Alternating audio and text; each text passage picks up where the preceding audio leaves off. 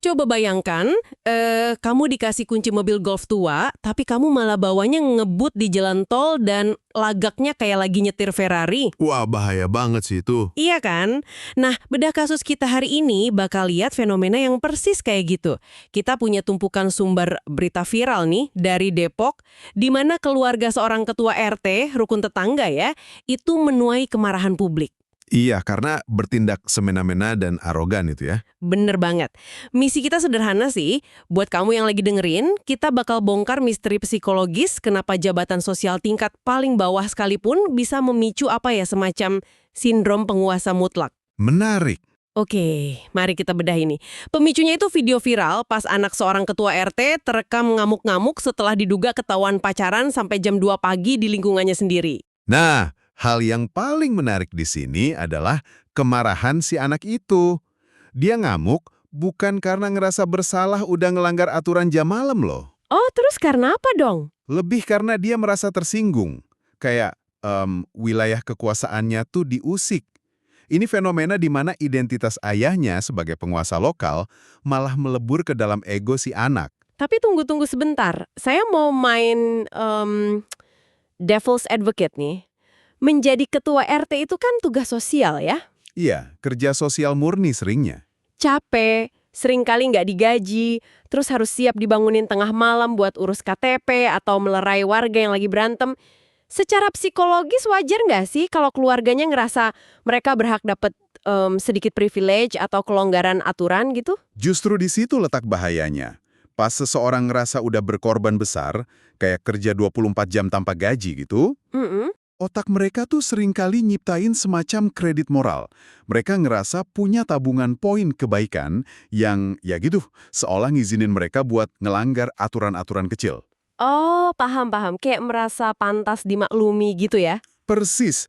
Tapi bagi warga, ini malah menciptakan ironi yang luar biasa tajam. Coba ingat aturan klasik yang selalu ada di gerbang perumahan kita. Yang 1 kali 24 jam tamu wajib lapor tuh? Nah, iya. RT itu kan ujung tombak ketertiban tersebut.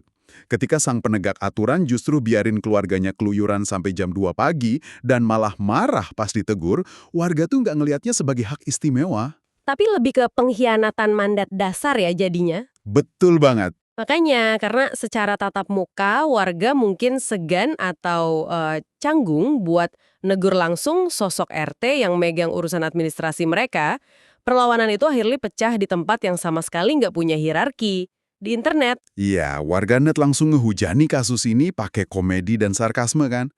Kalau kita hubungkan ini dengan gambaran yang lebih besar, kenapa sih masyarakat secara insting milih humor sebagai senjata? Kenapa tuh? Karena ngelaporin seorang ketua RT yang arogan secara formal, itu birokrasinya ribet dan jalurnya nggak jelas. Iya juga sih. Masa ini mau lapor ke kelurahan cuma gara-gara anak RT pacaran sampai pagi terus marah-marah kan? Tentu berlebihan dan buang waktu. Jadi satu-satunya mekanisme kontrol sosial yang paling efektif dan instan di level mikro ini, ya sanksi sosial berupa ejekan publik. Sindiran yang dilempar warganet juga benar-benar menohok loh. Ada yang komentar tajam banget katanya, sekelas RT udah terasa kayak presiden. Wah iya, saya baca juga itu.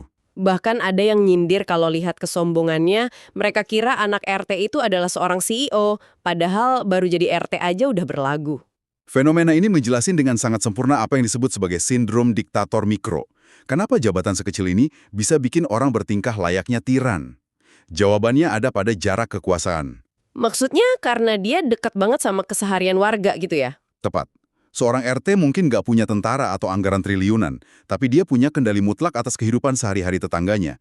Mulai dari urusan surat pengantar, Izin hajatan juga? ya, sampai urusan parkir. Kedekatan ekstrim dengan warga inilah yang ngasih ilusi kalau dia adalah raja di petak kecil tersebut.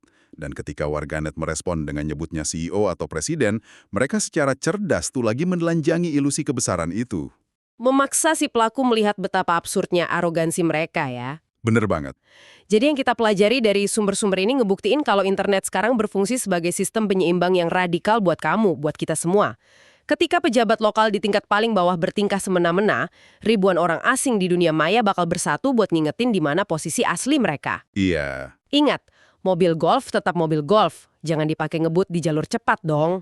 Dan realitas ini sebenarnya memunculkan satu renungan yang jauh lebih besar dari sekedar insiden di Depok itu sendiri. So, apa artinya semua ini? Jika unit kekuasaan terkecil yang bahkan nggak digaji aja, udah cukup buat bikin seseorang mabuk kepayang dan bertindak semena-mena terhadap warganya sendiri. Apalagi yang lebih besar ya. Nah, itu dia.